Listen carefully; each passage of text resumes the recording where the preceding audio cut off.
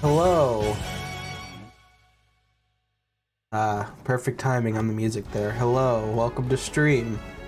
Um, you're gonna have to forgive me because I literally just woke up and I feel great. I feel just great. I didn't wake up incredibly roughly at all. Oh god, everything hurts. But yeah, welcome to stream. We're gonna do as the title of the stream says, and we're gonna make an enemy. The only problem with that is I have absolutely no idea how to do it. But before we do that, there's just one thing that I want to fix real quick. Give me 1 second. Be here. Oh yeah, I moved the blueprint for the player character under the Jimmy model folder just to have easier access to it. That'd be here. This is also where I'm going to put the enemy blueprint because we're going to use the exact same model. Because like I already made it, and you know, all its animations and stuff.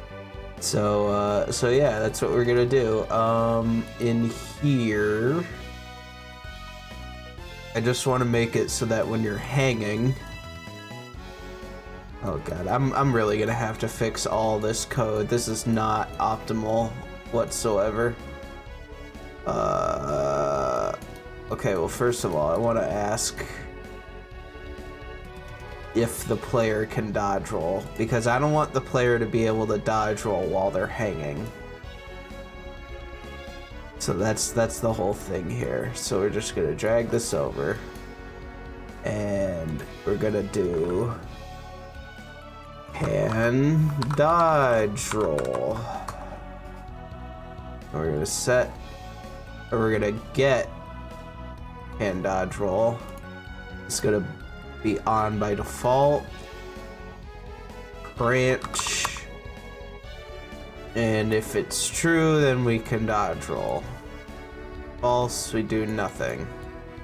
There we go. Cool. And then over here, under hang, right here, we're just gonna get all this, set it aside. Just gonna move back here, and then we're just gonna turn it off while you're hanging. And then, oh god, we're just gotta add it to this list of variables here too. So this is for climb up on finish. So, oh my god, my headphones are dying. I mean, to be fair, so am I. So give me a sec. Oh my god. There we go.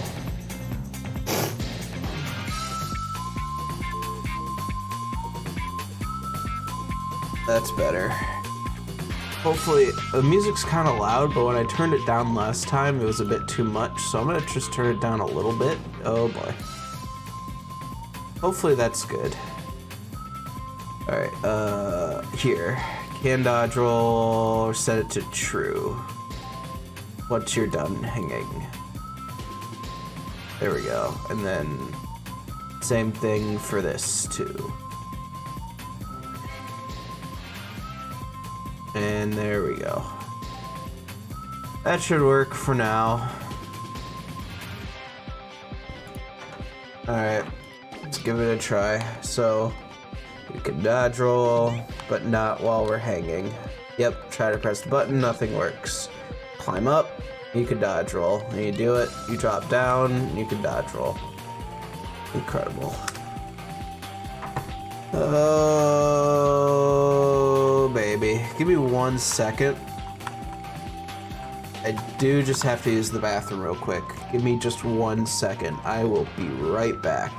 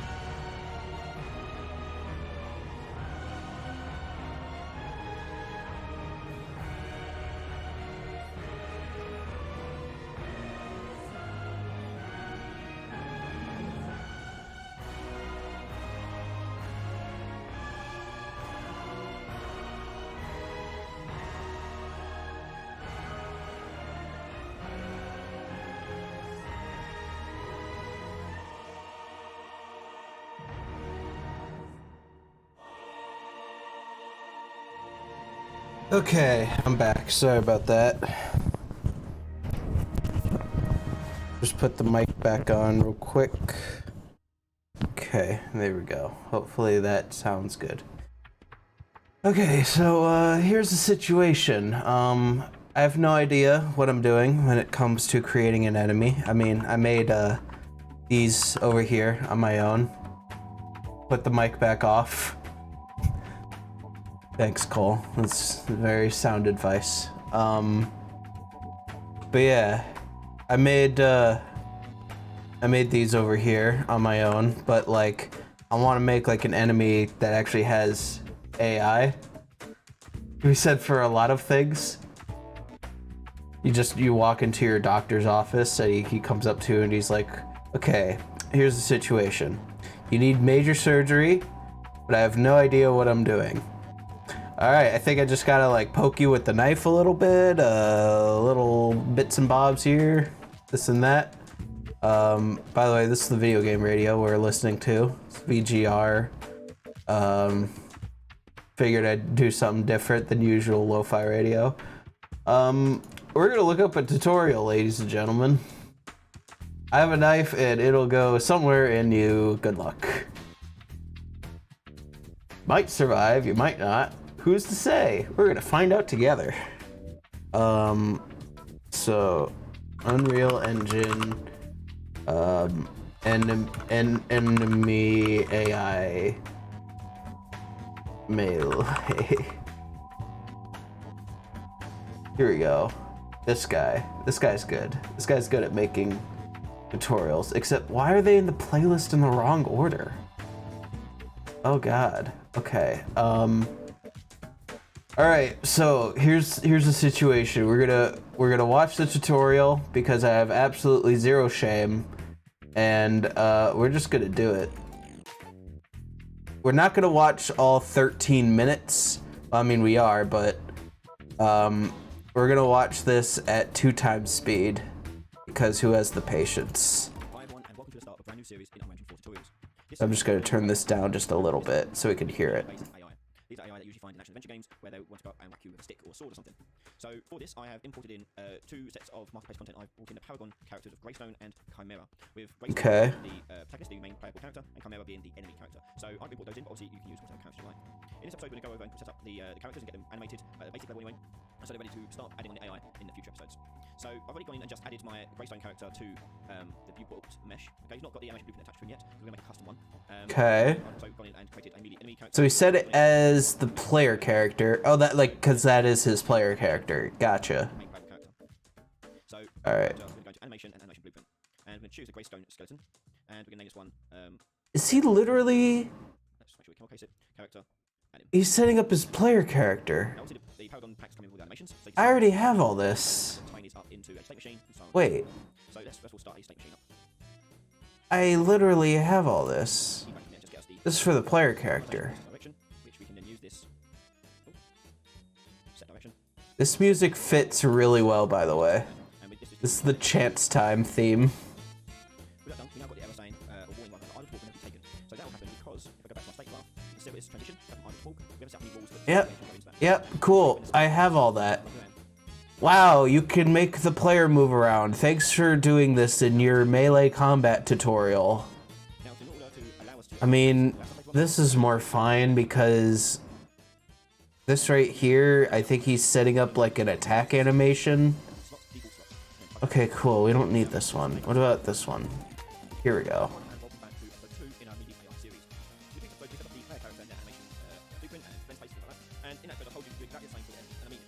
All right. I've done that between the last episode and this episode. So here's my enemy character set up with their animations and animation blueprint and so forth. And again, it's exactly the same. So just do exactly what you did in the first episode again for your enemy. So in this episode, we're going to start work on. Yo, he's spitting, yeah. Work on the hoarding mechanic. This man could speak real nice and fast. Okay, so, okay, I guess the reason why he did that in the first tutorial is because you have to set up a blueprint. That's the exact same. So, I guess we'll just go ahead and do that. Here's what I can do, though, is I can duplicate this one. We're gonna call it BP Jimmy Enemy. because it uses the same Jimmy model and assets. And yeah, he's not going to be able to do all this. So, okay, you know what? You got me. Let me go back to the first tutorial here and see what you did. Okay. So. Back and plug that in, and then compile it. You should see the idle animation playing now. Viewport in the top left here. Okay. Yeah. Idle. Next thing to do is set up the blend space. Now, I can't remember if this comes with the blend space already. You know, I could use the exact same animation blueprint that I did with my player character. So this is fine. Because all he's doing is enabling the use of like,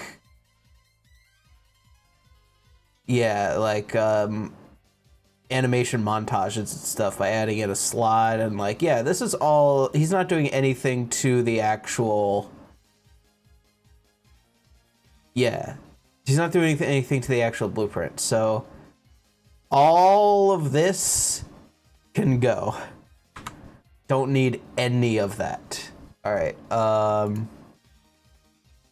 Oh boy. Yeah, and all these variables can go as well. So we're just gonna go in here one by one and just get rid of all these because we don't need them. Yeah. Because these variables are referenced in other blueprints, but it's fine because this is the enemy one. Yeah, I don't want to accidentally get rid of these on my main one. That'd suck. That would suck very badly.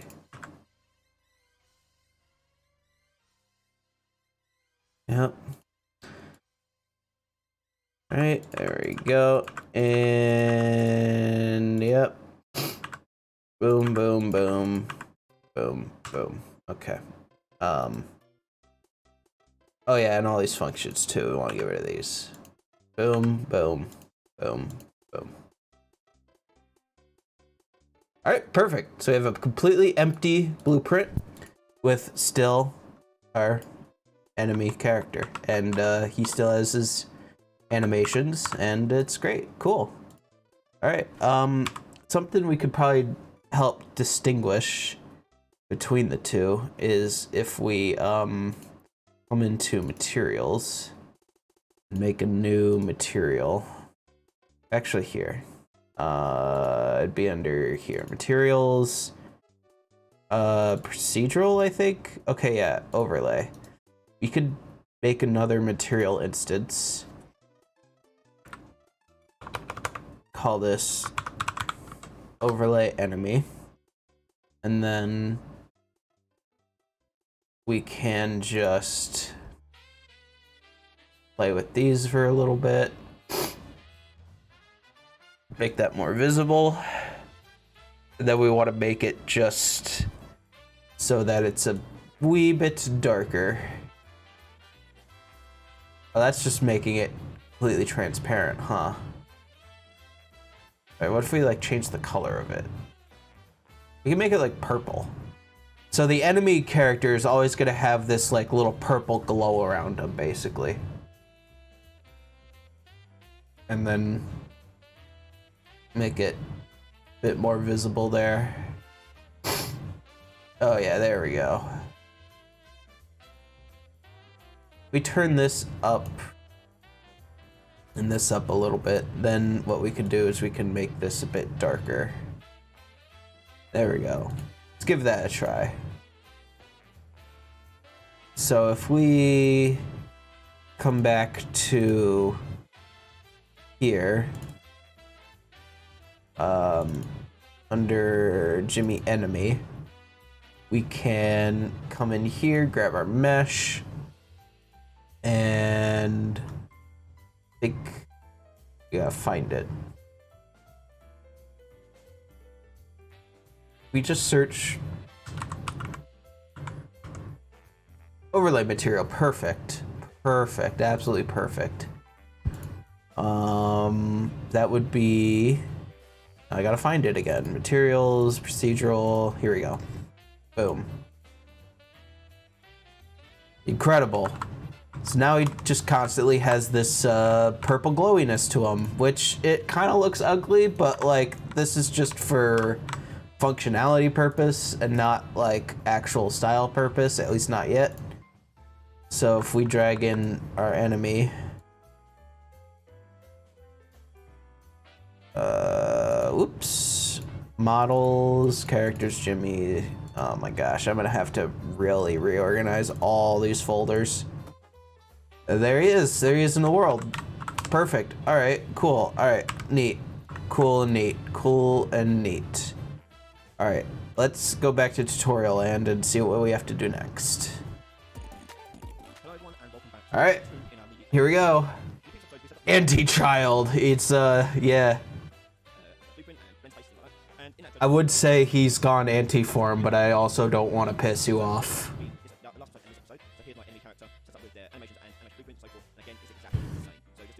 All right, yep, exactly the same. I'm gonna turn the music down just a little more. Yeah, sorry about that. So let's get cracking with that. Now, first of all, I would recommend going to my AI series to watch that, to understand how AI works. I will be explaining things again here, but I'll go into far more. He has a separate series? Watch that one and then come back to this. That's my recommendation anyway. But with that, let's head on with what we've got to do here. Alright, hopefully this tutorial will just be fine. Class, and your class section down here, we're going to search for AI controller. Okay, he's creating a new blueprint class. Alright, let's do that. Blueprint class, and then AI controller. It'd be this one. So we'll just call this Jimmy Enemy Controller. Okay, got that. We make an artificial intelligence behavior tree and call it enemy_BT behavior tree, and in that same section a blackboard. With these components now in. Okay, so we made a behavior tree. Call this BT Jimmy Enemy, and he also made a blackboard. BB Jimmy Enemy. It's just a Death Stranding reference. We got BT and we got BB. Crazy. All right.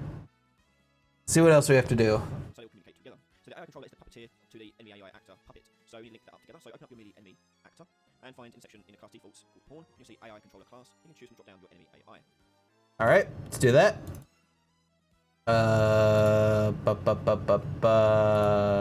Wait, where? Huh? Class defaults. Boom. Get rid of that. We don't need it.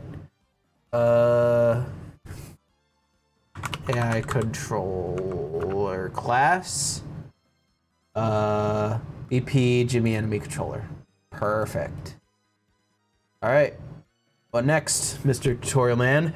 Hit compile. That one. Next, we need to tell our AI controller to use this behavior tree. So open up your AI controller, go to the event graph, and on begin play, we set to run behavior tree. And the behavior tree is simply a decision-making tool that AI system has in Unreal. From the drop-down BT asset, choose your behavior tree. Hit compile. We're done with that. All right. Simple enough. We don't need our player, so I'm just going to close that to not get confused. Let's open this. Here, begin play. Run behavior tree. And then we want that behavior tree. Perfect. All right.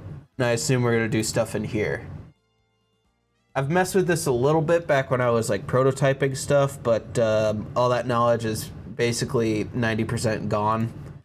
So Behavior tree, and you will make sure your blackboard asset is the correct one. In the right-hand corner here, details saying NEBB, which is correct there. Yep. We're going to go over to blackboard, and the blackboard Perfect. is a container of various variables that we can use on our behavior tree. And this is the blackboard right here. So go new key vector and call it target location.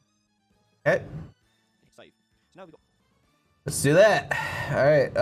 Vector target location, and he doesn't have that. Yeah, he doesn't have this self-actor one, so I think it's safe to delete that. Okay, cool, perfect, beautiful. Hit save. So now we've got all those four things connected up. So the way this works is we're going to tell the AI to find the player's location, intend to move to that location while keeping a certain distance away from that location. So let's go to our behavior tree and set up the basics here. So from the root, drag. All right, here we go. And then This is it. And choose a sequence. selector may have multiple things selected. So for example, if I just add another sequence here, and another one here, the way a selector works is it will go down always the left-hand side first, and if this is successful, that is it. The selector will stop, and these two won't run. If this one fails, then it will go down the next one and check if this one's successful. If that one fails again, it will go back up and select the next one. And it'll keep doing that until it finds one that's successful. My bad, didn't mean to do that. The selector will fail and go back up the route. Whereas a sequence, if I just do multiple of these, the way a sequence works is it will run all of them. So the sequence will start. If this is successful, rather than going back up and being successful overall, it'll go back up and back down the next one. And it'll keep going up and down the next one until it hits a fail. So if this sequence, this one here, the middle one fails, then this one here won't ever play. And that's how a sequence works. So what we're doing in this sequence here is handling the movement of our player character, or enemy character. So the first thing we do is create a new task. This task will be able to find the player's location. So go to new task in the top left-hand corner. Alright, before I continue, let's go ahead and set that up. So we need a sequence, or no, I'm already messing up. We need a selector and then a sequence. And then he's gonna make a new task and do all that. Alright, I'm gonna just create a new folder for all this stuff because we're gonna be making a lot of things here. I just know it. So I'm just gonna call this Jimmy Enemy. And we're just gonna drag all this in there. So there we go. And then I'm also gonna make a new folder called tasks, because I know when we create a new task, it's actually going to appear in here. So, yeah. So we made a new task, so let's go ahead and do that. New task. Yeah. And then what is this? And before we go on, we're gonna change its default name. I know its default name is a bit ugly and unreadable. It's BT task underscore replace underscore new. So we'll change that. So go to content browser, just change it to find player location. Find player location. And open it back up. So this was quite Okay, that's what he's doing. So BTT underscore find player location. And honestly, all these tasks can actually be put in the main blueprint folder. So I'm actually going to create a new folder in here, call it AI tasks, because these tasks can be applied to other enemies, not just this specific enemy. So we can just go ahead and move that in there, and then we can just get rid of this. So let's go ahead and do that.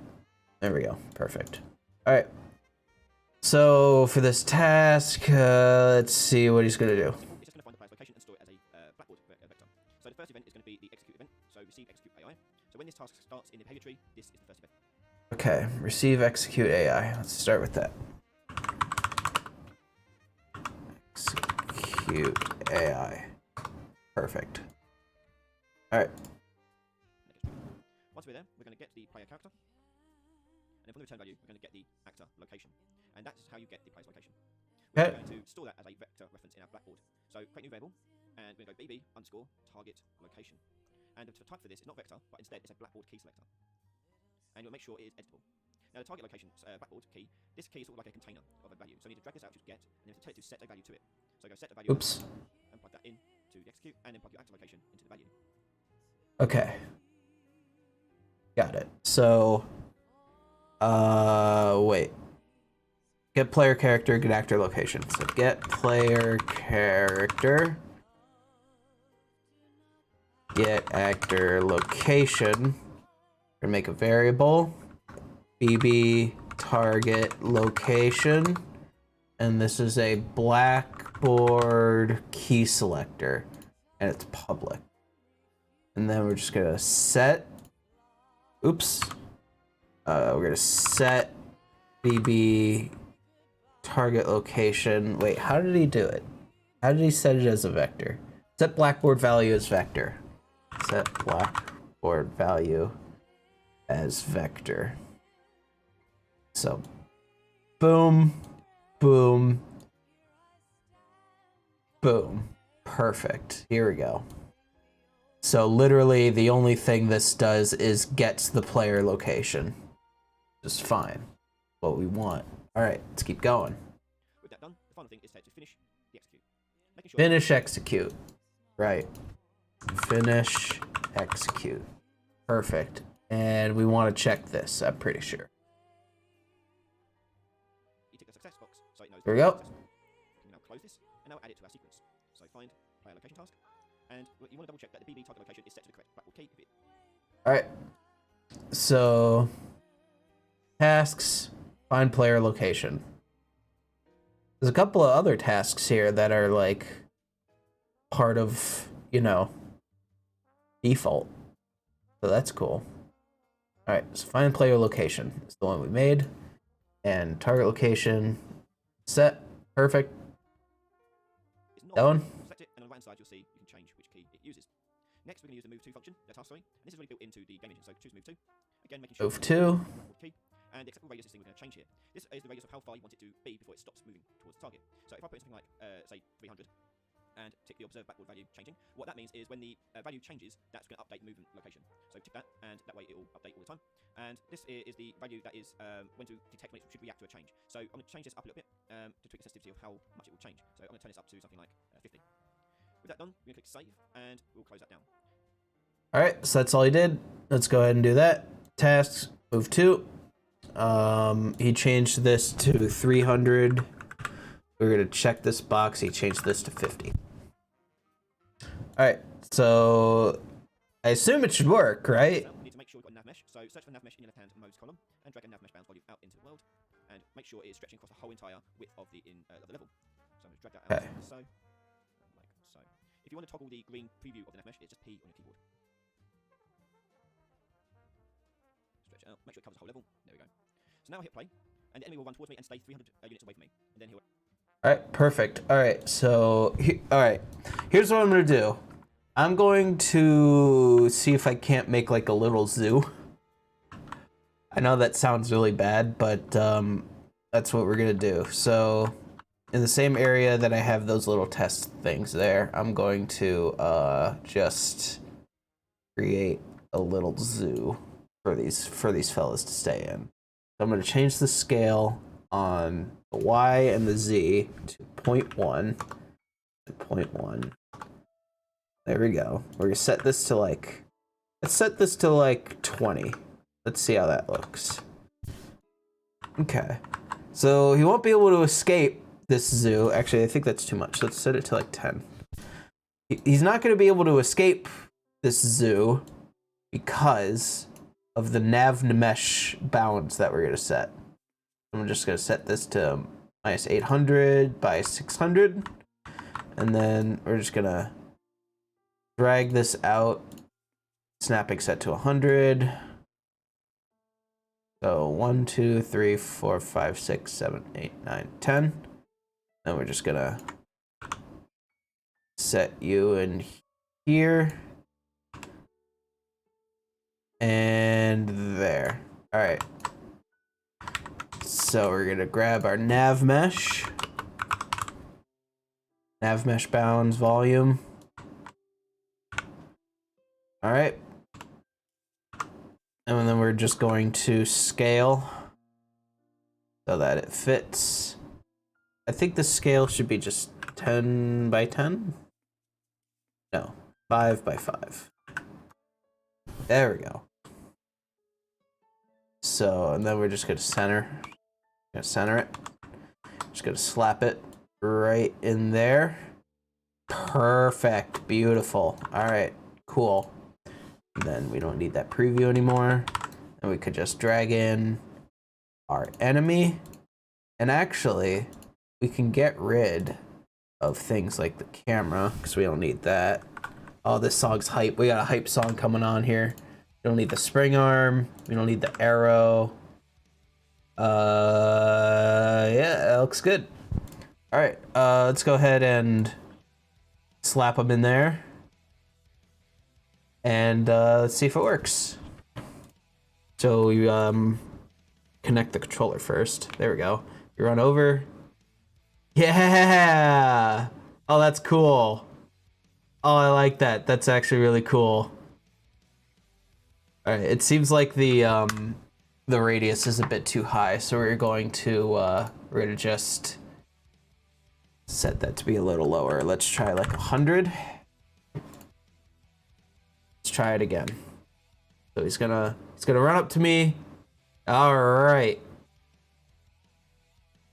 That looks good. And I remember following the tutorial before. He's gonna make it so that the movement's a little bit more smooth. But yeah, no, this is really cool. All right, cool. Let's continue and see what else we can do. Give me just 1 second. I just want to check my Discord real quick.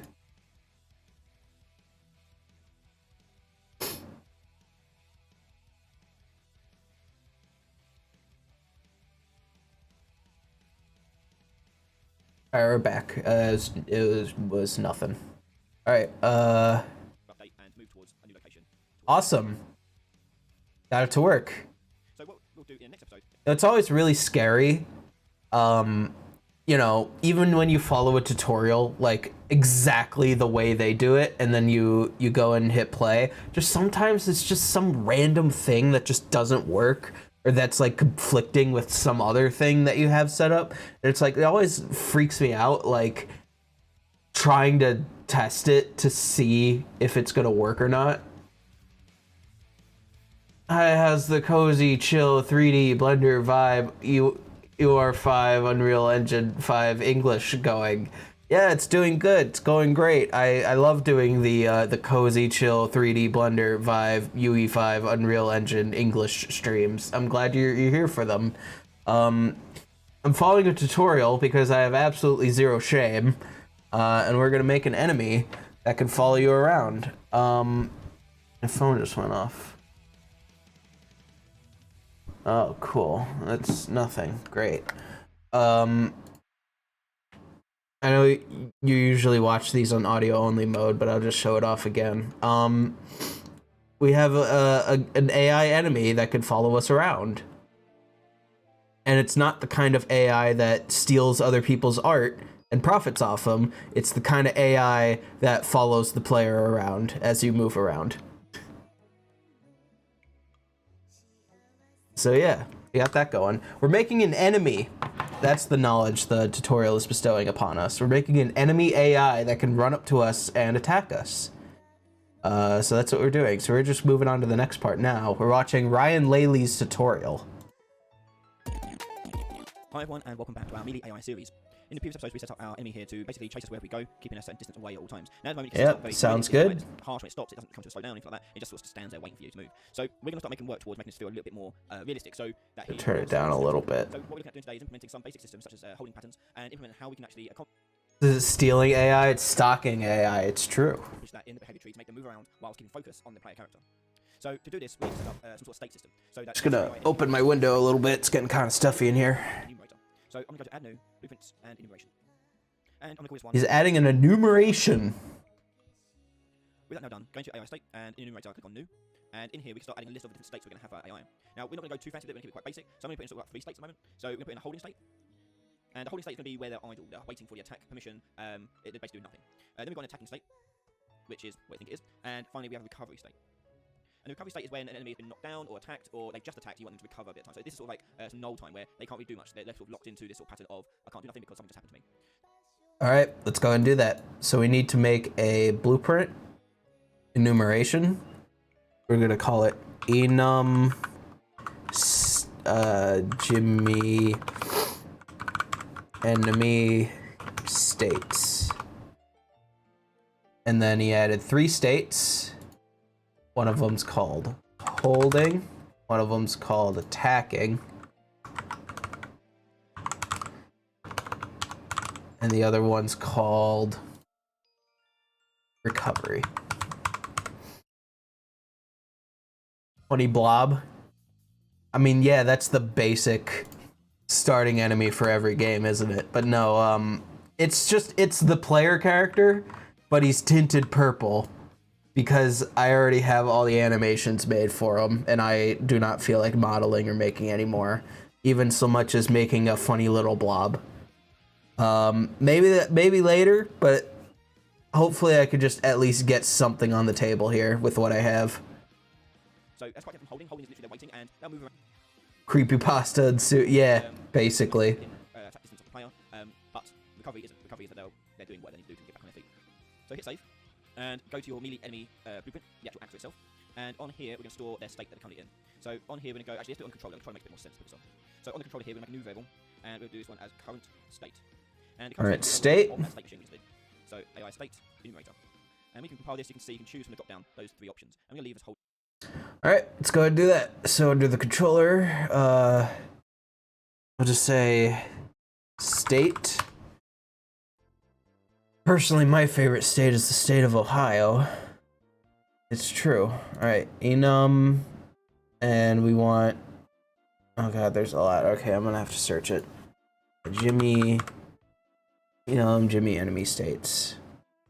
File, save, and then we have the states here. Keep them in the code for MatPat's sake. I played this weird game, and then when I dug through the code, I found this weird enemy, but it's the player character, but he's purple? What? What could it mean for the lore? I gotta understand all the lore. So alright, let's keep going. Next is we want to make them focus on the player. So at the moment, on our behavior tree, we've just got the find the player location and move to the player location. But what we also want to happen is that they will stick and stay looking at the player. So we need to make a new task here, which is going to make them focus onto the player.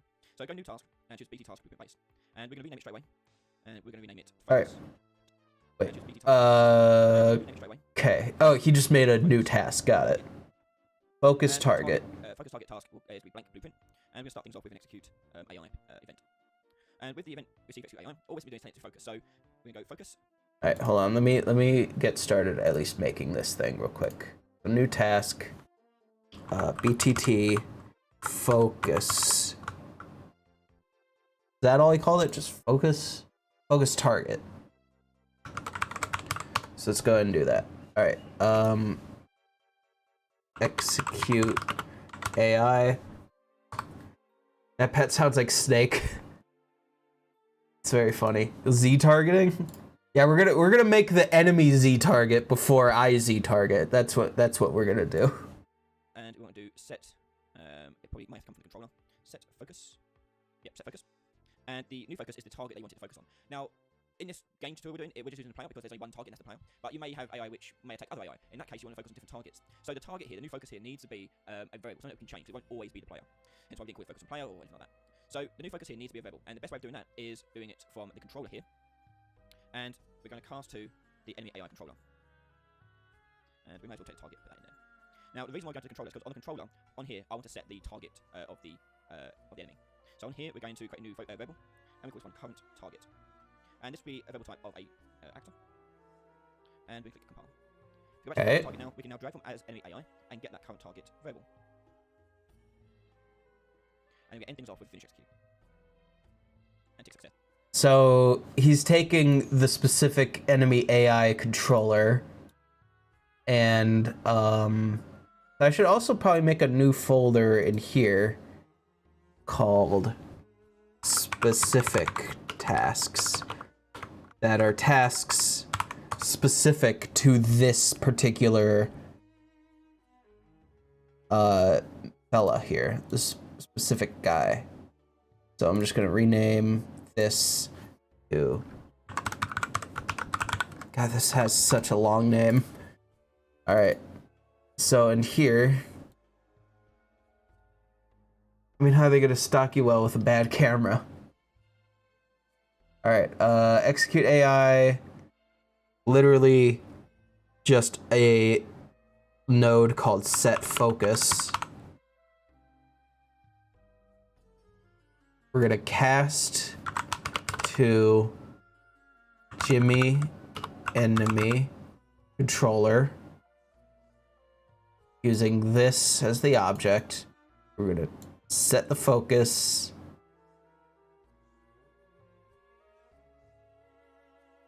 Wait, is that what he did? I have to look at this again. As enemy AI, he set focus. The target is the controller, and we're setting the new focus. So in the controller, we need a new variable called current focus. Going to be an actor,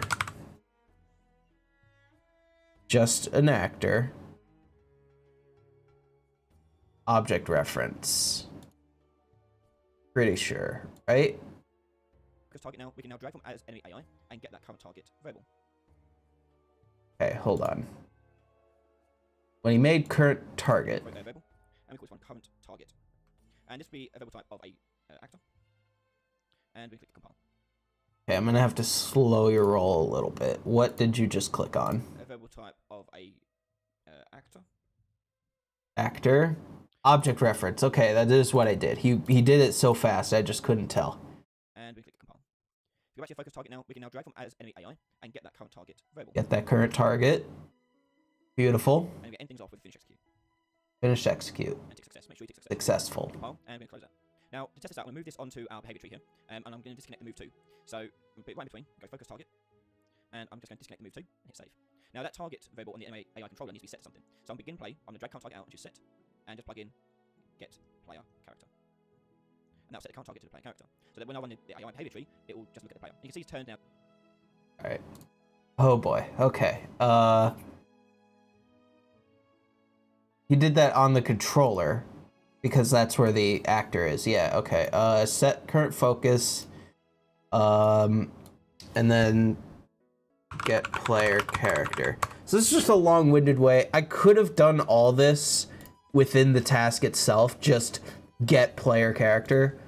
But his whole thing is, what if you want this enemy AI to focus another entity? So that's why we made it a variable, and we did this little roundabout way of doing it.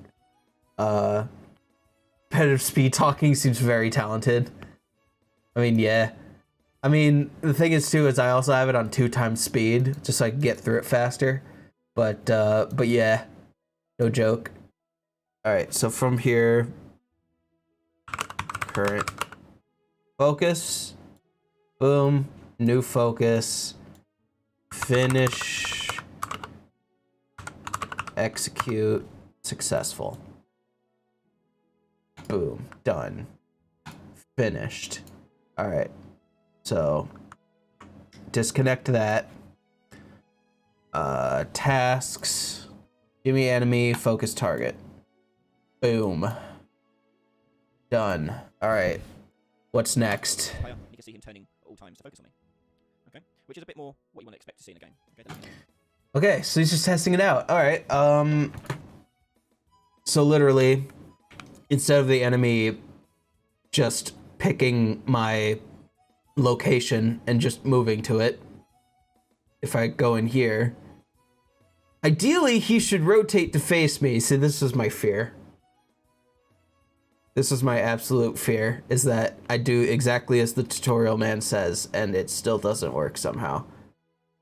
That matter at this point? What else would they target? I mean, yeah.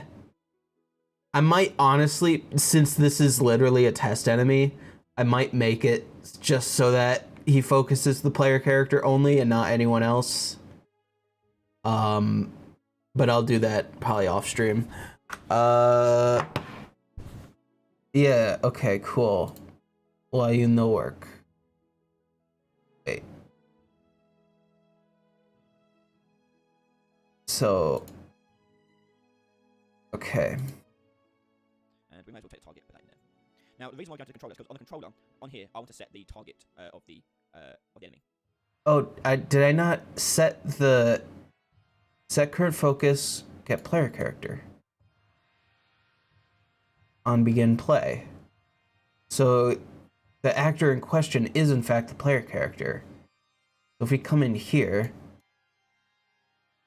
we cast to enemy controller, which is this, and whatever the current focus is, set focus to new focus. Finish execute, and it's successful. We come down here, and it should run in the sequence. We don't need this anymore. We don't need this. Here we go. Can we make the enemy input read and cheat? That sounds funny. Just to piss the player off even more. That works. Okay. So on here, we're going to create a new variable, and we call this one current target. And this will be a variable type of a actor. And we click compile. Go back to your focus target now. We can now drag from as enemy AI and get that current target variable. And we're going to end things off with finish execute. And tick success. Make sure you tick success. Hit compile, and we're going to close that. Now, to test this out, I'm going to move this onto our behavior tree here, and I'm going to disconnect the move 2. So, I'm going to put it right in between, go focus target, and I'm just going to disconnect the move 2 and hit save. Now, that target variable on the AI controller needs to be set to something. So, on begin play, I'm going to drag current target out and just set, and just plug in get player character. And that'll set the current target to the player character. So that when I run the AI behavior tree, it will just look at the player. And you can see he's turned now to face the player, and you can see him turning at all times to focus on me. Okay? Which is a bit more what you want to expect to see in a game. Okay? They're looking at their target. And you can add in things later with animation, so their feet shuffle as they turn around, you can do that. Okay. Great. Cool. Wonderful. Alright. I'm gonna have to sit here and figure out what is happening and what I'm doing wrong. So, I mean, now that I saved it, maybe? No. Okay. Cool. He should be turning to face me. I don't know why he is not. Compiled. That's compiled. Behavior tree. Yep. That focused player character. That's fine. There's still nothing in here, which is fine.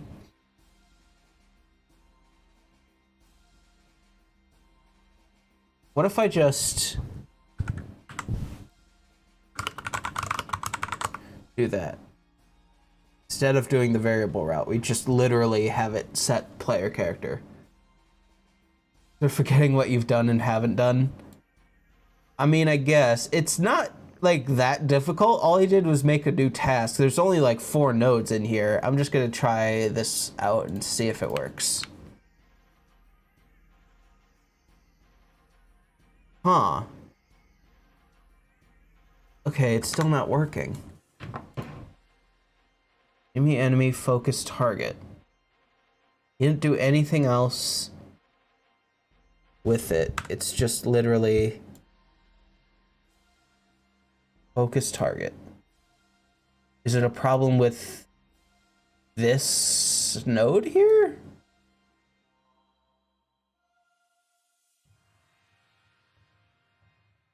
Successful. All right, what if let me just make sure it's actually running. So if it's running, it'll say hello to me. Okay, no, it's always running. It is saying hello to me. So why is it not?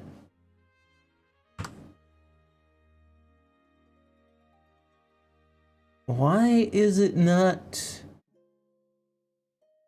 doing the thing that I want it to? Execute AI. Yep. Alright. What if instead of this, we do that?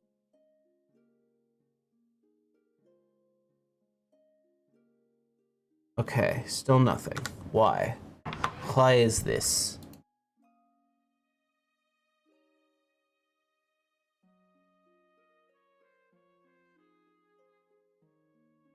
Alright. I might need to...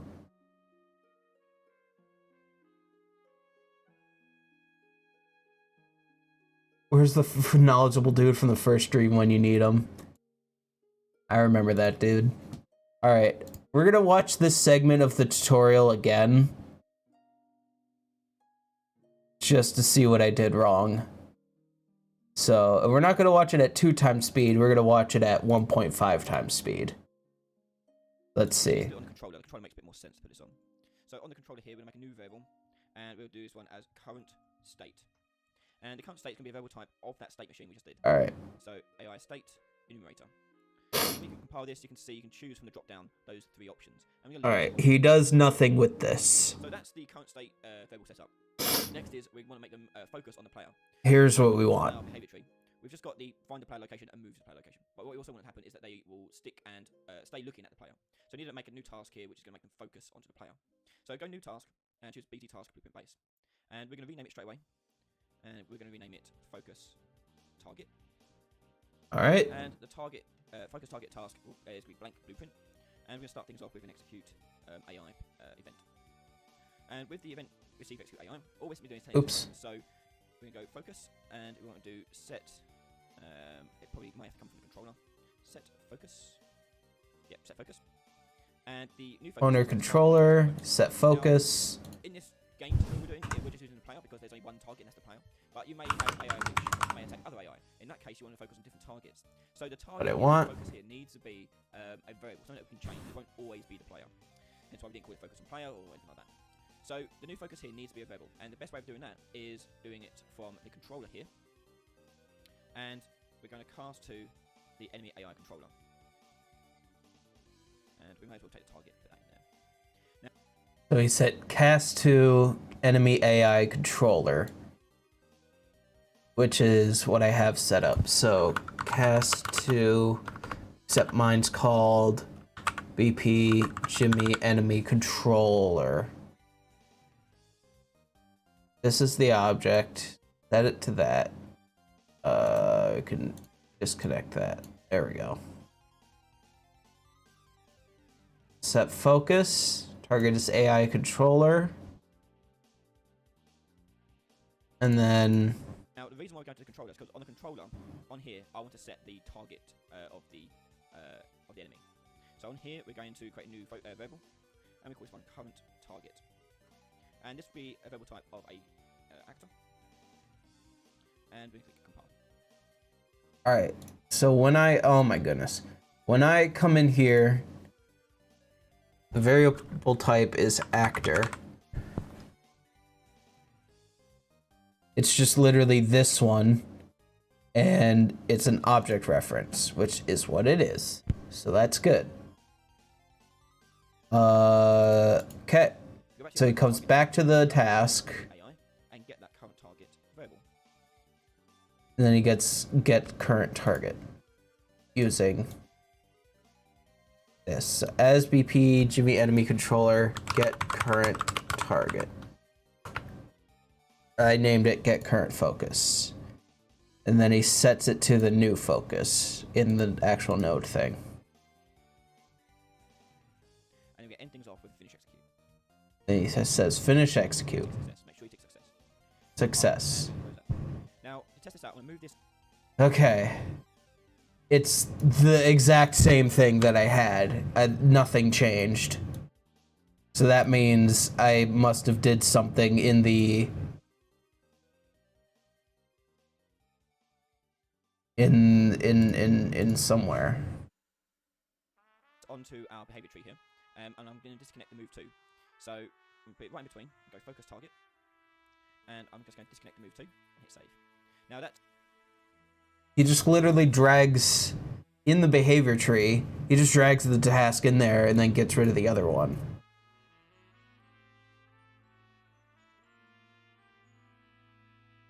Okay, it's connected from a sequence.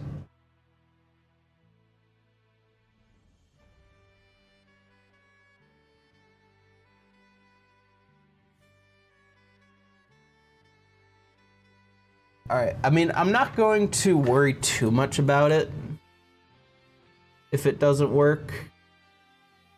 Yeah, he's just kind of standing still. He's just not doing much. Because, well, yeah, that's connected. It says get current focus, so get player character is the actor in reference. Set current focus. Maybe it's the purple. You know what? You're right. Okay. You know what? I'm not gonna worry about it too much because the other task works.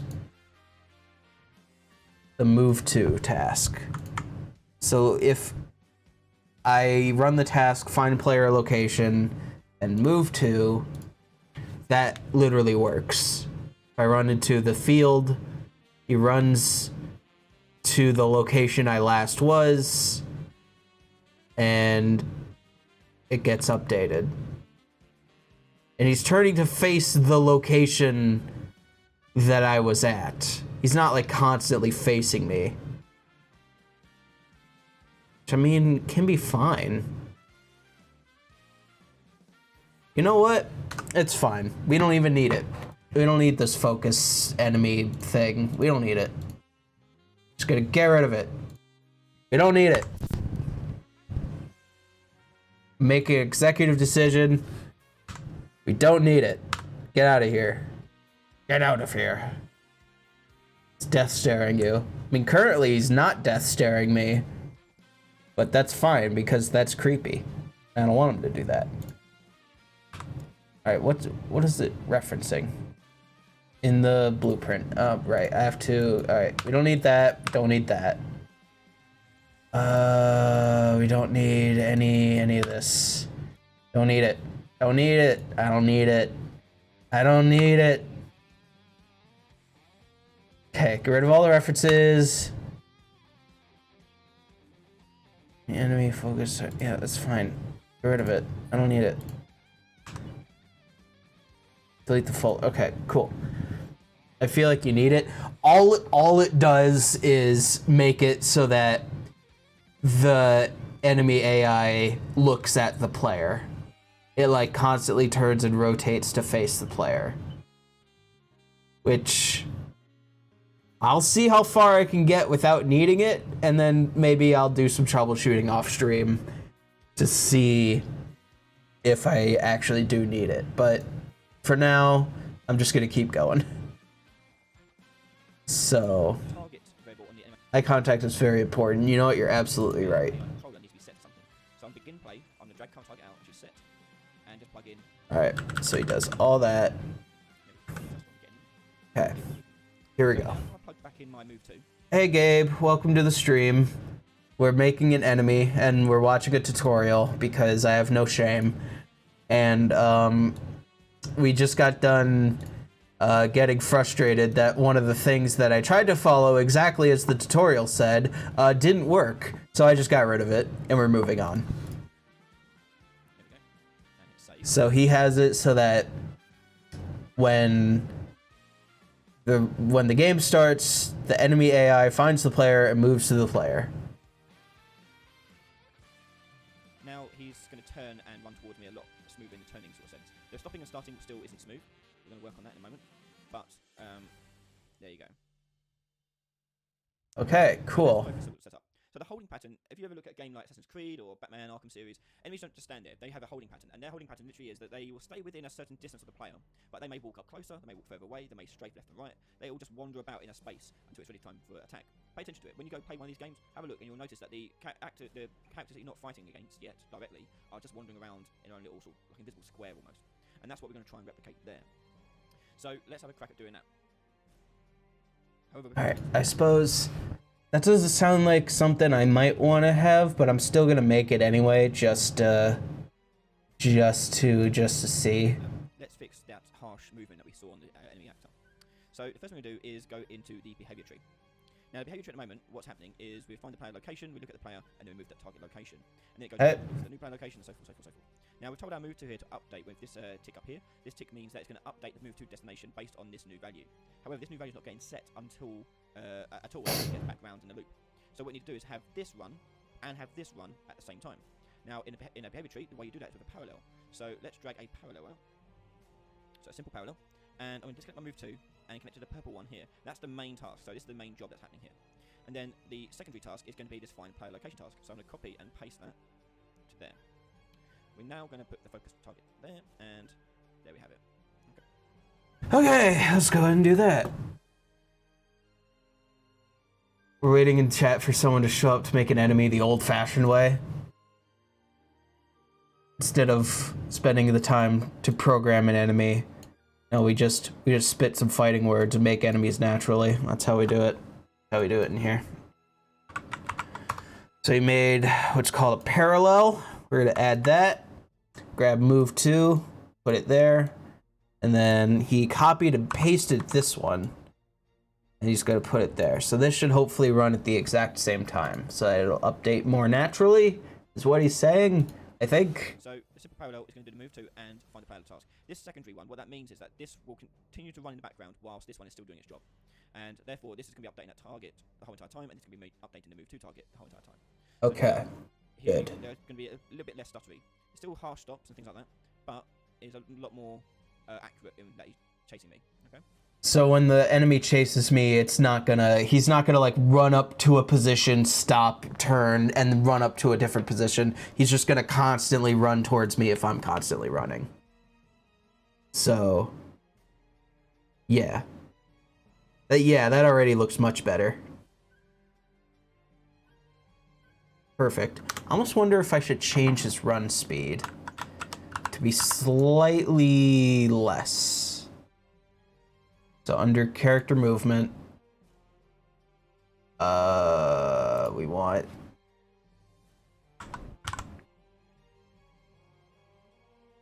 where is it? Max walk speed. Let's set that to like 350. Not that much slower, but just a little slower. Yeah, there we go. Yeah, it's much better. Perfect. He's like, hey, you got games on your phone? Can I borrow your phone real quick? You got games on there? So next job is to improve that the harsh static stop that we have on the character's movement. So that all deals with the character movement component. So let's go to the actor and click on the character movement component. And at the top, you see character movement general settings. And in here, you see max acceleration and as well as many other things. So max acceleration by default is 2048. I'm going to turn it right down to 512. And you can play about these values to get something you like. It's just tweaking them until you get suitable for what you want.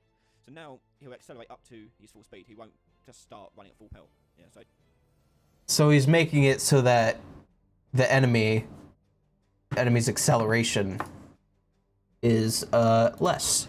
So let's go ahead and give that a try. It might make it seem a little more natural. So instead of just him suddenly running up to me, he's gonna take some time to like take a step first and then start running up to me, which looks a little bit more natural.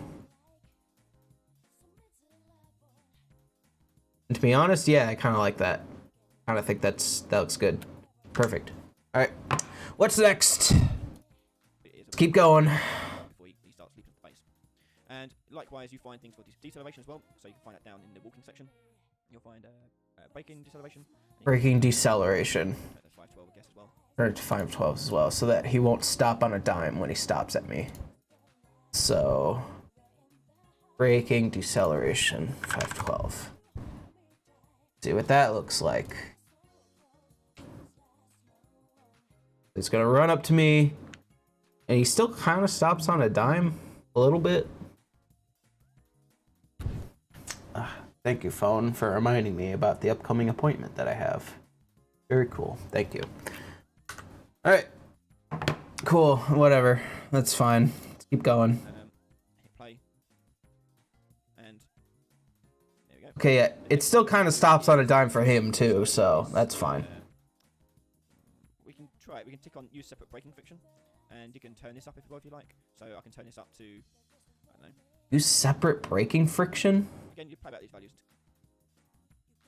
All right, let's try that. Use separate braking friction. Where is that? Here it is. And he turned it up to 100. Let's see what that looks like.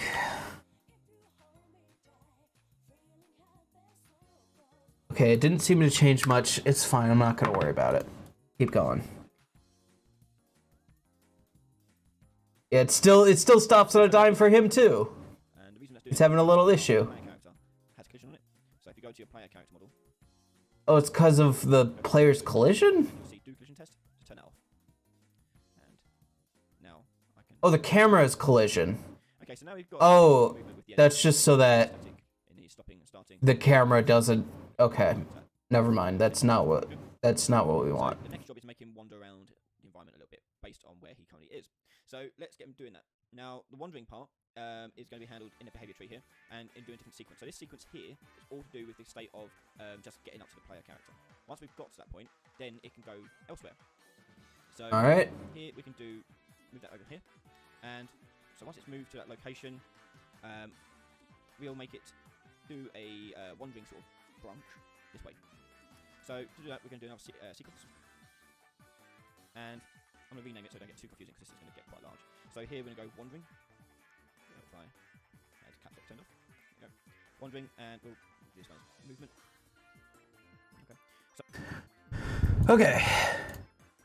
So he's just setting some nodes down to organize everything here. So we're just gonna add another sequence. And then he's gonna rename these so that this is wandering and this is just the general movement. So basically if the enemy either can't find the location or already found the location but like isn't updating anything, it's gonna switch over to here and it's just gonna kind of mill about in a random, like, you know, movement pattern. So on the wandering one, so after it's done this move to location, this wandering one's going to kick in, do a sequence here. So this one's going to find a location within a certain radius of the enemy, and then it's going to make it move to that location. Okay. So what we're going to do is we're going to take a new task, and choosing the BT task picking base again, and renaming it again. And we'll call it wander. Actually, sorry, find wander location. Okay, new task. I just want to make a new task. Blueprint base. Wait, why didn't this menu pop up before? ET task blueprint base. Okay. We want to name this. We want to put it in our blueprint folder here. BTT. Instead of find player location, we want find wander location. All right. Classic walk around aimlessly to look busy. Make sure the police know you're not loitering. Make sure to give them the old walk around. And in here, make sure to let them know you're not busy. The find player location. So everything you see here, except for this part. Okay. So we're going to go and do execute AI. All right. And new variable.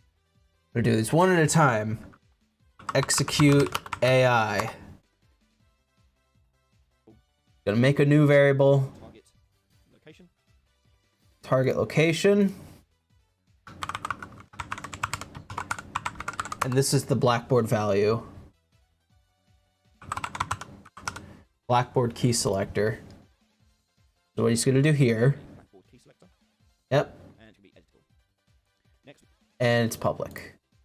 There we go. We're going to take the pawn here, and we're going to get random, not get random, let's do, just right click and do random, navigable, let's get random point in navigable radius. Actually, let's do random reachable point in radius. No, sorry, we'll do this one, middle one. Get random point in navigable. Get random point in navigable radius. Get random point. He just search random nav. All right. I don't have that one specifically, so I'm going to use get random reachable point in radius, which is the one he hovered over for a little bit but ended up not using. It's the same thing. It should be fine. So we need an origin point, and the origin point is going to come from the pawn, so I'm going to get the pawn's get location. Like so. So, controlled pawn, get actor location, and then for the origin, slap it in there. And we'll do a radius of how far you want it to wander. So let's do, say, 200. Okay, setting the radius here to about 200. And I know I can tweak these if I see fit. I'm just doing this for now. It's then going to be put into this Blackboard key selector. So I'm going to get the Blackboard key selector out, set value as a vector, and you connect that vector up to the random location that we've just got. Okay. Plug that in. And then finally, we're going to finish execute. All right. So we drag this out. We're going to get it. We're going to set it. Set Blackboard value as vector. Slap that in there. Slap that in there. Come out here. Finish. Execute. Success. And that's all we need. File save. Tick the box. So this thing's just going to look at the actor's location, the enemy's location.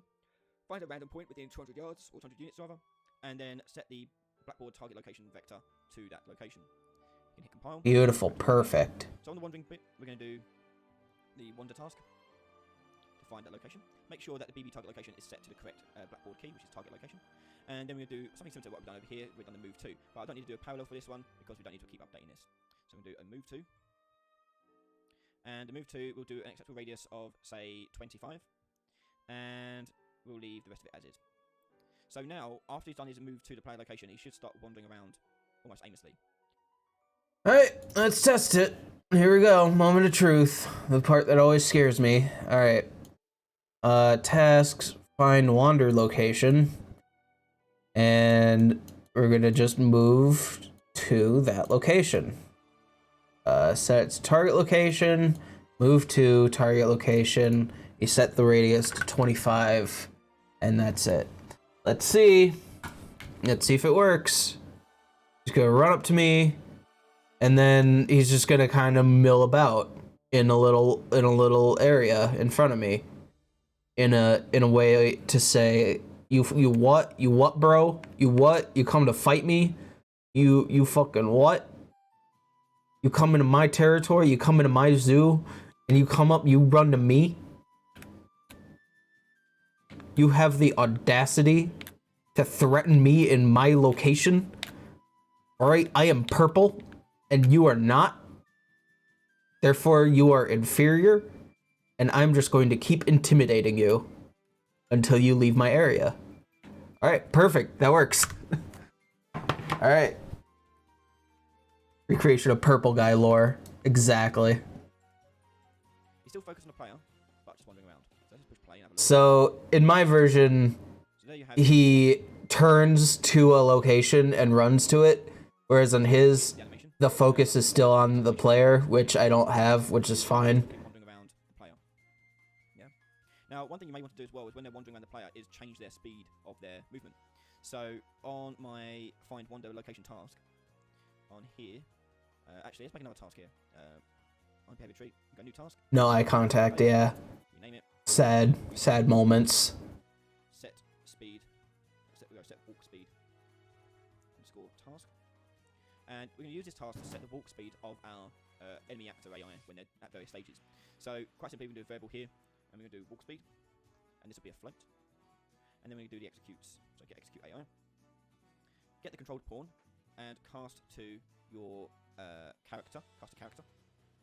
And as character, we're going to get character movement component. Okay. Character movement. There you go, just get character movement. And from there you can set max walk speed. And we're going to plug in that variable into the max walk speed. Make sure on the variable list that you tick the eyeball to make it editable. And then we're going to end things off with a finish execute. And tick the box. Hit compile. So he's just literally making it so that when he's just milling about, the walk speed changes. And here I can type in what value I want the walk speed to be at. So by default it is at 600, I believe. So if I turn it down to 300, he'll walk slower when he's wandering around, which makes it a bit more realistic because he's pacing around you. Then at the start of this one, we're going to do set walk speed task, and I'm going to set this one to 600. So he's running up to you, it's Then a higher walk speed than when he's just milling about. when he's wandering around us. Not that we'll notice too much because he's walking very short distances. Okay, next is we want him to not be so erratic with the movement around the player, okay? And also not to get so damn close. So let's do the delay on that one. So on your behavior tree, we can set up a delay. And the delay we're going to do just after we've done the max walk speed task thing. We can do actually anywhere. Let's do it at the end of move 2. Okay. We'll do a delay. Well, not delay, what's it called? Wait, is it? Yeah, wait. There you go. Wait, and you can type in how many seconds you want it to wait. So I'm going to say 2 seconds with a random deviation of 1.5. Okay, so random deviation means it'll go 1.5 either way. So it'll either be half a second wait time or a 3.5 second wait time. So let's save that and play that. So now he'll get to me, wait, and then move again, wait. Okay, got it. Is Purple a power walker? Purple is constantly power walking. Because Purple is always up for that intimidation game. That's what they do. Alright, so that's all he did was wait for 2 seconds, 1.5 deviation. So that just means he's gonna mill about, but before he moves to another random location, he's gonna wait either half a second up to 3.5 seconds. And it should look a little bit more natural, at least. Yep. Looks good. Looks great. He's just picking a location, walking up to it in a random milling about sense. Like I said, I'm not sure if I want to keep this because it doesn't look very natural, especially since I don't have the focus target. But it works, and that's all that matters. And then if I run out, then he's just gonna run up to me.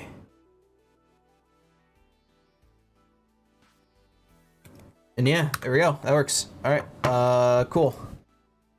Move again. Wait.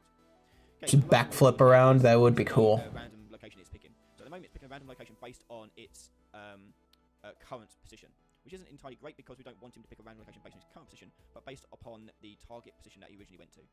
So let's go ahead and work that out. So on my behavior tree here, at the moment my wander location task and my player task is using the same blackboard key.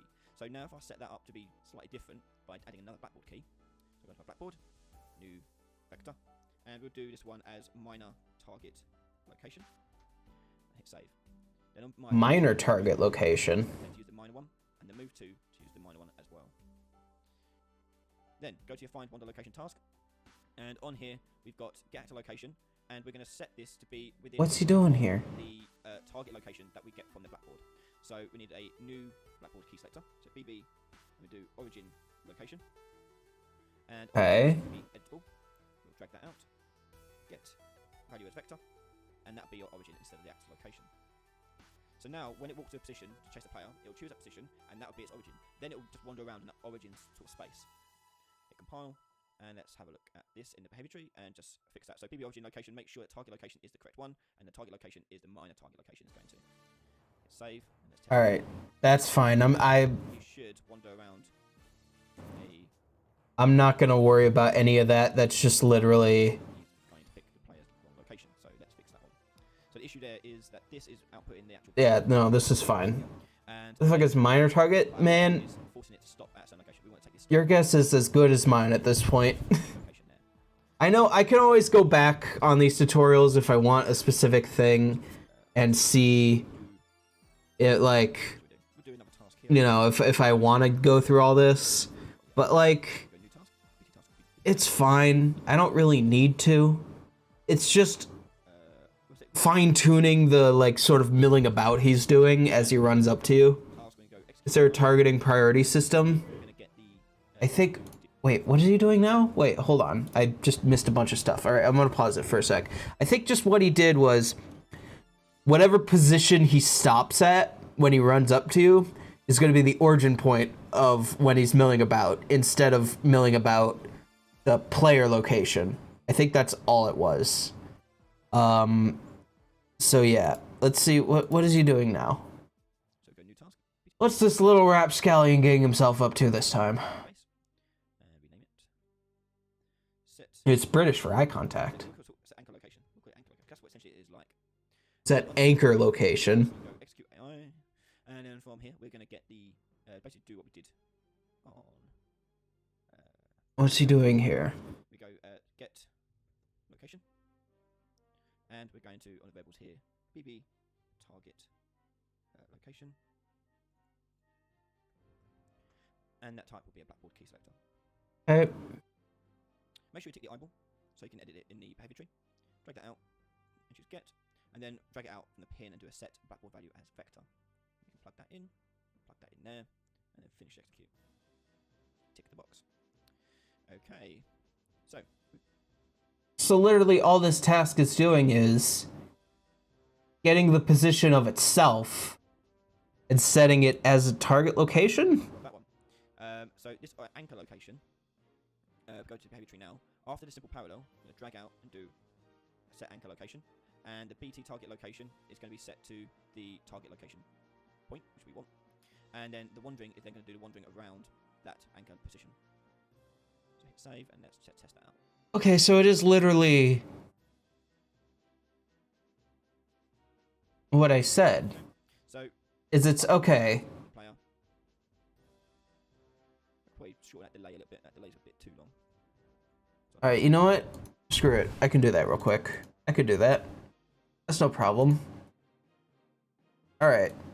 So all it is it's setting that target location variable I have in the blackboard to itself instead of the player location, and then wandering around based on that location. I think is all he's doing. That delay a little bit. That delay's a bit too long. So on that weight, let's turn down the random deviation here to just 0.5. Wait, hold on. Okay. So after movement, it's going to set anchor location. So let's go and do that. New task, blueprint base. Under blueprints, AI tasks. Find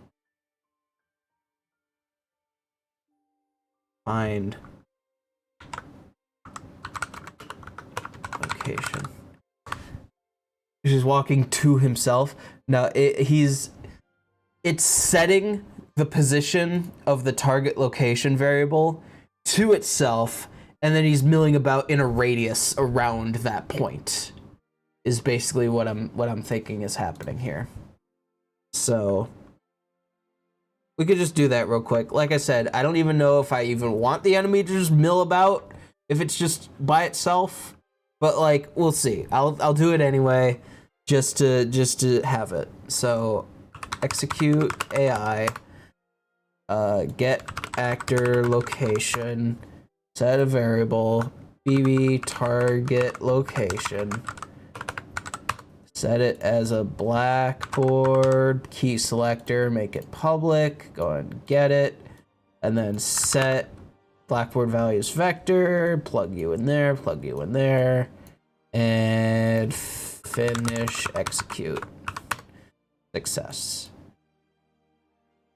Boom, boom. Okay. Now, off of here, we just find anchor location, target location,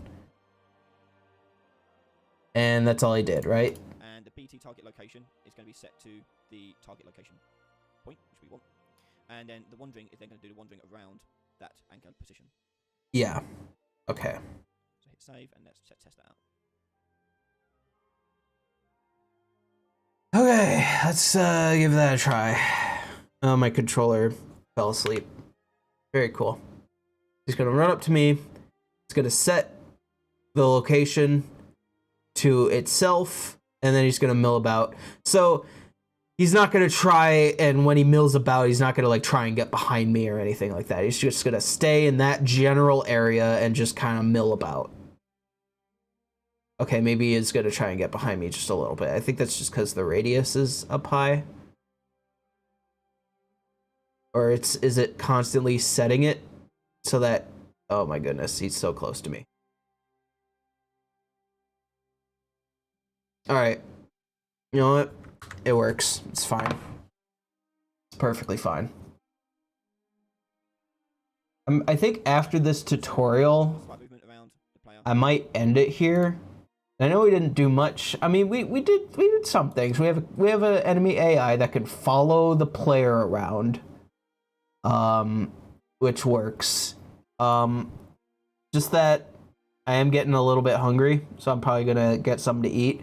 And then on Wednesday, we'll come back to this, and we'll maybe actually make the enemy attack the player, or at least attempt to. Look behind you to make you look bad. He truly is an enemy. Yeah, he's debunking the things I'm saying. He truly is the enemy of this world. But yeah, I just want to see. Does he do anything else? No, he's just okay. Cool. The enemy kind of in the tutorial kind of tries to get behind him as well. So, okay, cool. It's not just a me thing. It's actually in the tutorial as well. Okay, cool. So, we have an enemy that can run up to you, and then when he runs up to you, he can just kind of mill about in a set radius in front of the player. And I guess kind of up to the side of the player as well. Oh, he's trying to... Okay. Cool. He's like, excuse me, you're in the way. Excuse me. Yeah. So on Wednesday, like I said, I might come back and I might continue on with the tutorial. Afterwards, we might look at more Union Cross. And then maybe I'll stream again on Friday, and then we can carry on. But yeah, thanks for watching. I apologize if this was a little bit more of a boring one than usual. But you know, we got a guy here. At least if I can follow a tutorial, at least almost exactly. You made me an enemy till you add eye contact. I mean, I made him purple too. That's all that matters. But yeah, like I said, I apologize if this is a little bit more of a boring one, but I'm gonna try and incorporate watching tutorials more in this stream, because we're reaching the realm of things that I'm not 100% sure how to do without a tutorial, and I'm thinking as long as I can get the basic thing in a dev level, then I could use that as a reference to make things of my own, is the idea. But yeah, thanks for watching. Take care, and I'll see you back again on Wednesday. I'll see you then.